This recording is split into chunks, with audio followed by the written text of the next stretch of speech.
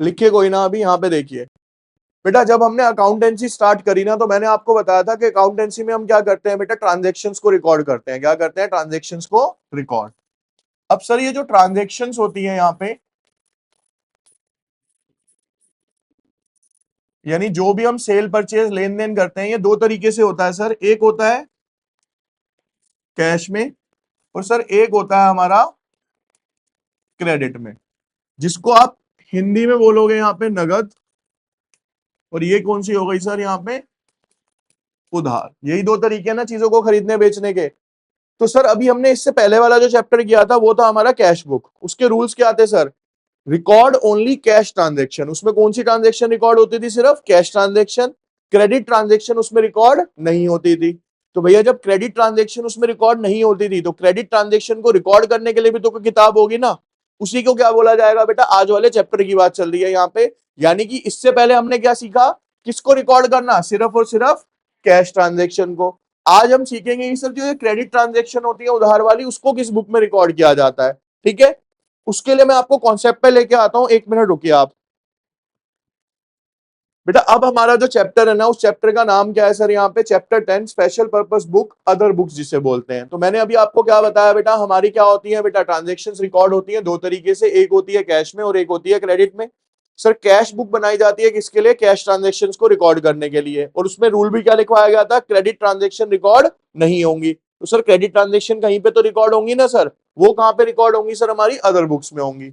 अब बेटा इसमें भी कौन सी ट्रांजेक्शन रिकॉर्ड होती है, इसका बेस समझना, थ्योरी बेस है इसका। ठीक है बेटा, हमारे ना 4 तरीके के अकाउंट्स बनेंगे इसके अंदर। सिर्फ 4 तरीके के ही क्वेश्चन है और 4 ही अकाउंट बनाने हैं मेरे को।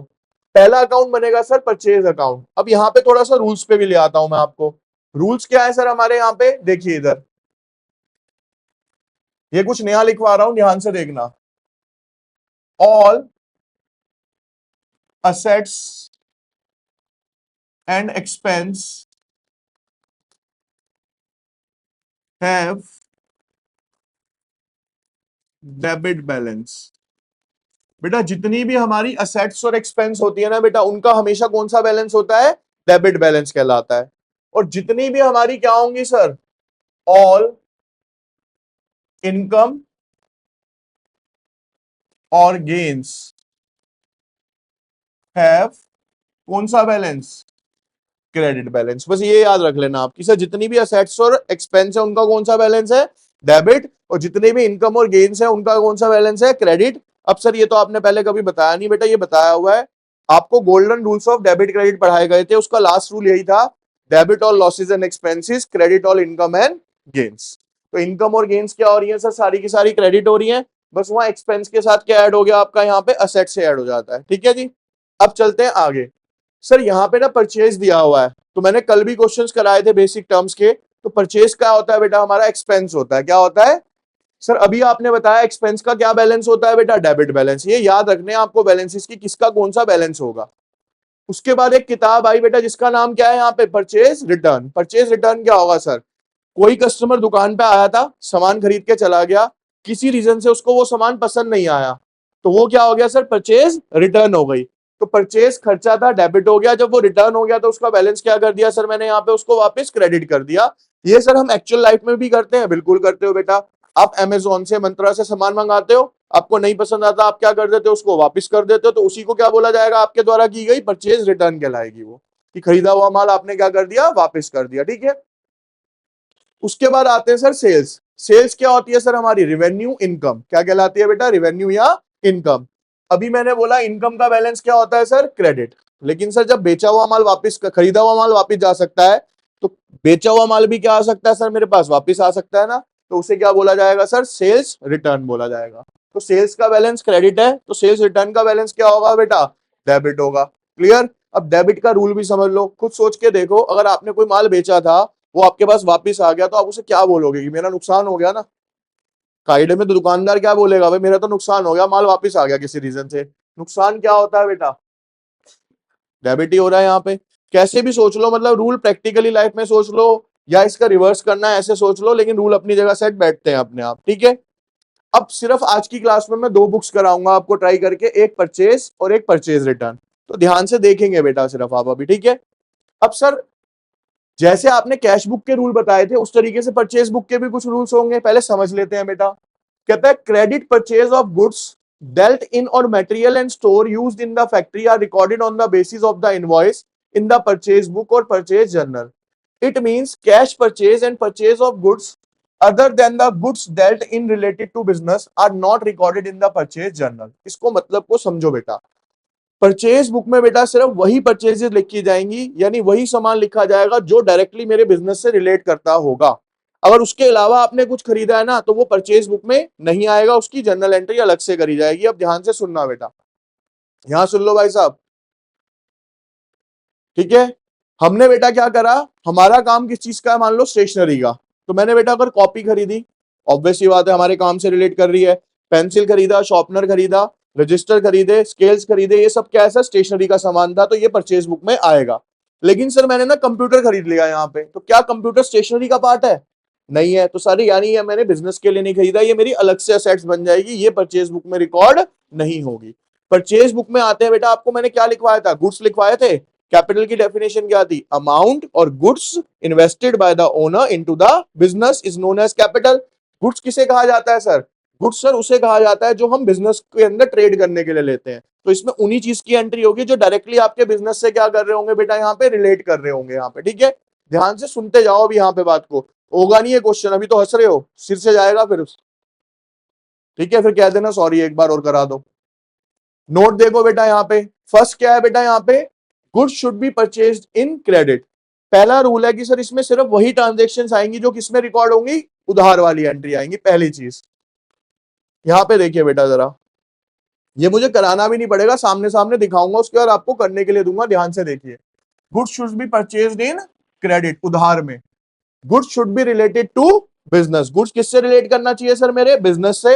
Example, a shopkeeper having a shop of stationery purchase register, pen, pencil, chart papers on credit etcetera, these all are related with the business, so recorded in the purchase book. क्योंकि sir ये उसके business से relate करते हैं तो ये कहां पे आएंगे, परचेज बुक में आएंगे।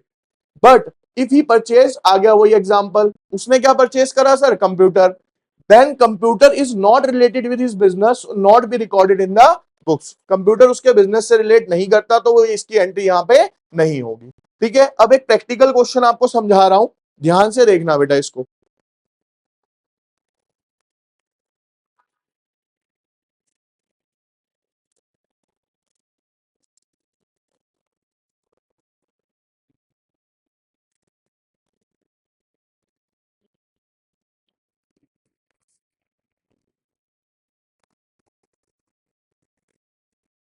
या इसको ऐसे नहीं करते, रुको एक और इजी सोल्यूशन निकालते हैं इसका थोड़ा सा, इन दो स्क्रीन पे पेस्ट नहीं होगा।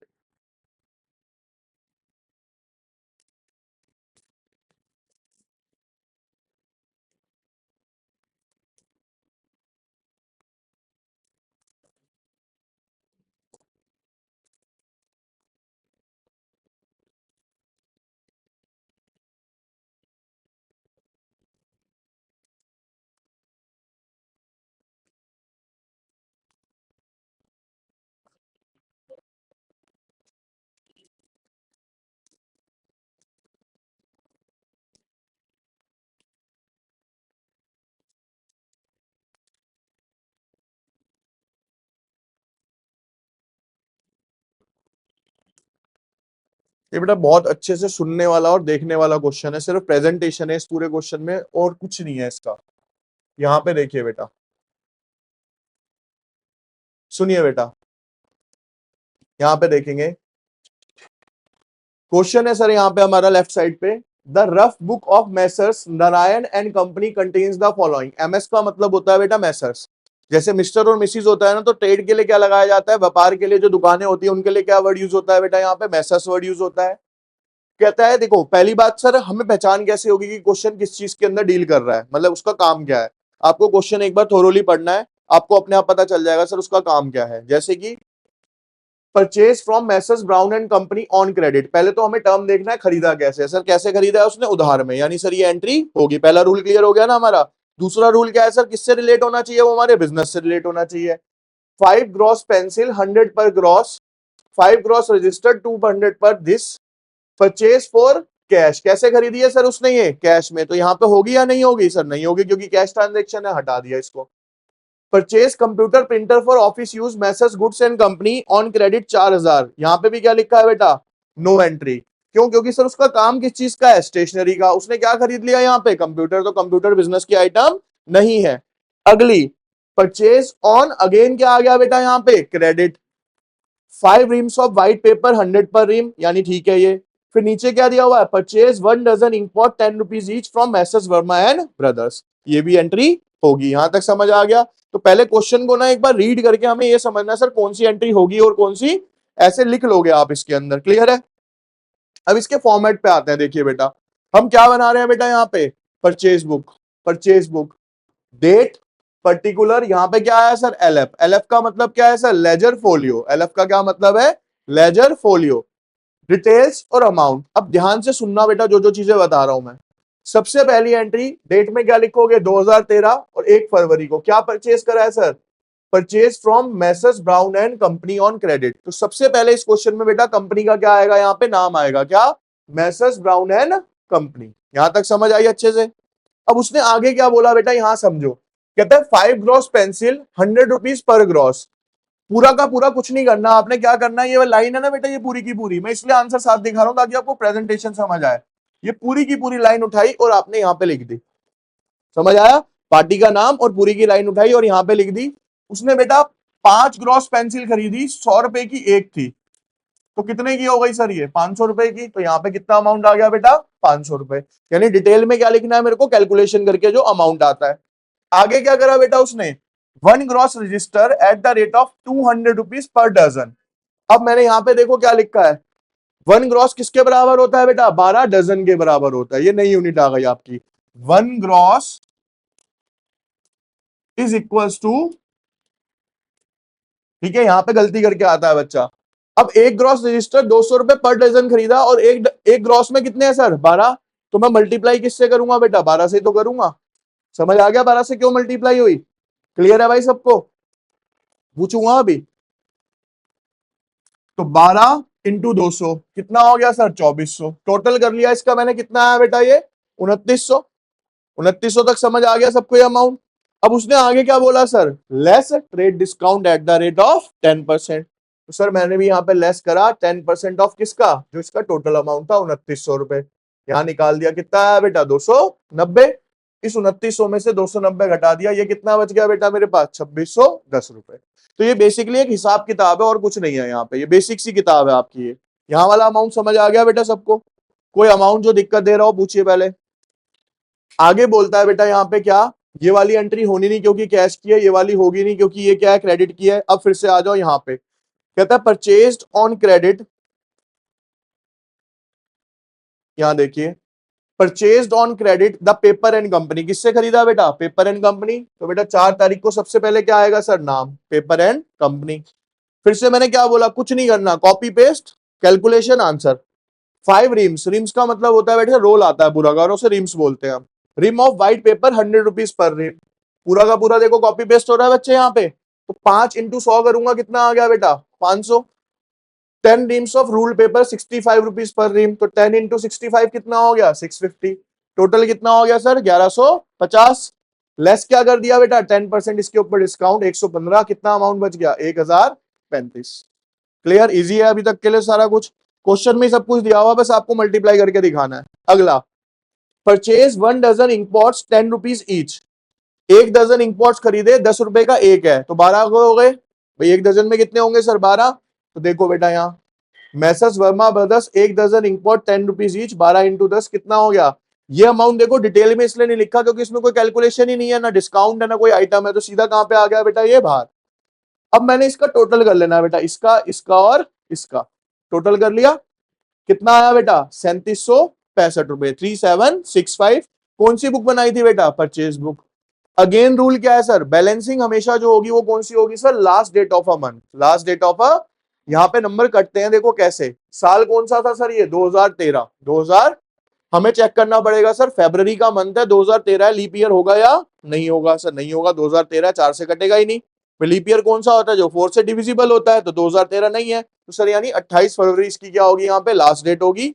परचेज अकाउंट अभी बताया था क्या होता है सर, ये एक्सपेंस होता है और इसका बैलेंस क्या होता है सर, डेबिट होता है। तो परचेज अकाउंट क्या हो गया सर यहाँ पे, डेबिट। इसकी ना बेटा क्वेश्चन में ना जर्नल एंट्री भी करने को कहा जाती है। मैं आपको शॉर्ट में समझा देता हूँ, अभी जर्नल एंट्री का कोई कॉन्सेप्ट कर नहीं रहे, लेकिन बड़ा इजीली समझाता हूँ। देखो कुछ नहीं करना हमें, परचेज अकाउंट क्या हो रहा है बेटा, डेबिट। तो मैं यहां लिख देता हूं परचेज अकाउंट डेबिटेड 376। मैं अभी जर्नल एंट्री नहीं करा रहा, फिर रिपीट कर रहा हूं, मैं सिर्फ इस क्वेश्चन के अकॉर्डिंग आपको समझा रहा हूं। परचेज अकाउंट क्या हो गया सर, डेबिट। इसके नीचे सिर्फ रीजन लिख दो कि किस वजह से डेबिट हुआ है सर, क्योंकि इन पार्टीज के नाम ले लो बेटा। देखो, to Messrs Brown and company, कितने का माल खरीदा सर, 2610। उससे अगली पार्टी कौन सी थी सर, द पेपर कंपनी, कितने का माल खरीदा सर, 1000। उससे अगला पर्सन कौन है sir, Messrs Verma brothers, 100। Debit ये रहा, क्रेडिट ये रहा, इन दोनों का सम हमेशा बराबर ही आता है, डेबिट और क्रेडिट का, ठीक है। तो ये क्या कहलाती है बेटा, हमारी जर्नल एंट्री बन जाती है। क्या, मैंने गुड्स खरीदे, टोटल कितने के खरीदे थे, 3765 के, किस किस से खरीदे वो बता दिया मैंने नीचे बस, कि सर मैंने इससे इतने का खरीदा था, इससे इतने का खरीदा, इससे इतने का।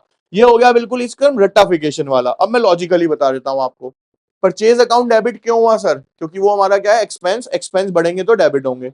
सर इन्होंने हमसे खरीदा कैसे है, उधार में, उधार में खरीदा है, तो ये सब कौन है हमारे, क्रेडिटर है डेटर है, क्रेडिटर है ना, हमने बेच खरीदा है इनसे, हम खरीद रहे हैं ना, परचेज बुक बना रहे हैं, तो हमने इनसे उधार में खरीदा है सबसे। तो बेटा जब उधार में खरीदा है तो मेरी असेट्स है या लायबिलिटी है, लायबिलिटी है। सर लायबिलिटी बढ़ने पे क्या होती है, हमेशा क्रेडिट होती है, तो ये इसलिए सारे क्या होगा बेटा, यहाँ पे क्रेडिट होगा। प्रैक्टिकली ये भी चलेगा इसके अंदर रूल, बोलो।